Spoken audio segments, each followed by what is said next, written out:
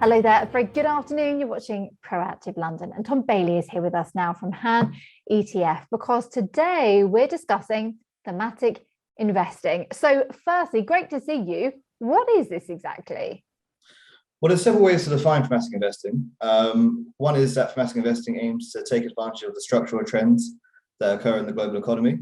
So put another way, it's a top-down approach which relies on identifying these kind of macro level trends. But I think it's kind of easier if we distill thematic investing into several key characteristics.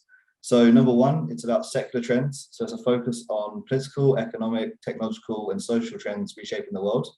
Number two, it aims to reflect a constantly changing world. It's about capturing the trends as they emerge across the globe. Number three, it's cross-sector. So it cuts across different countries, but most importantly, it cuts across the kind of traditional sector categories you see being used by GICs. And number four, it's about stock selection. So it's about identifying the companies with exposure to these target themes. And there's various ways to do this. One of the most popular ways is to look at revenue exposure. So how do thematic ETFs, how do they fit into the historical development of ETFs, would you say? Well, so the thematic approach to investing that I described is not new, but what is new is the growth of ETFs catering to it. So this is part of a long evolution of ETFs ever since their emergence in the early 1990s. So the first generation of ETFs were those that provided broad cheap beta, as we call it today. So be tracking the kind of the major headline indexes such as the S&P 500. And these ETFs are still around, they're popular and form a major part of many investors' portfolios today still.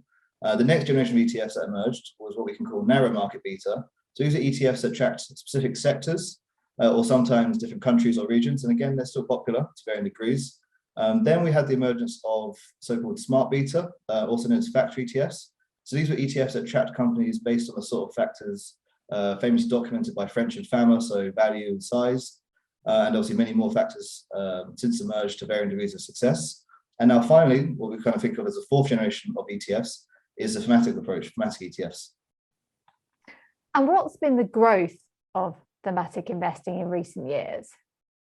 So thematic ETFs have been one of the fastest growing product segments of the ETF market in the last few years. So there's currently around 130 thematic ETFs in Europe now. Obviously, there's many more in the United States. So in Europe, collectively, they have something like 40 billion in AUM, and that's up from less than 10 billion at the end of 2019. And many thematic ETFs, they have struggled in recent months. Why is this? Well, given the nature of thematic investing, many themes are either tech or growth stock heavy. So with rising rates and inflation at multi-decade highs, thematic ETFs have unfortunately suffered on performance, and there's no really disputing that. But what's important to keep in mind is that thematic investing is about multi-decade long trends.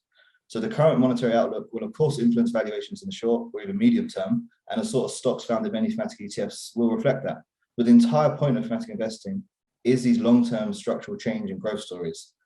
So I mean, the question to ask really is, do we really believe that these big trends, such as the advance in healthcare, the clean energy transition, or the growth of e-commerce will be derailed simply by the change in the federal funds rate?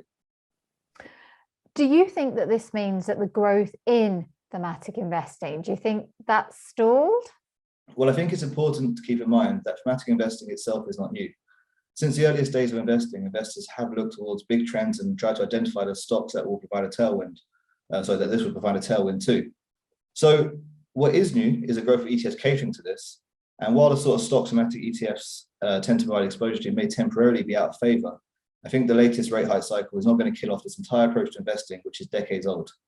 And one final point also is that we at Han ETF recently carried out a survey of wealth managers across Europe.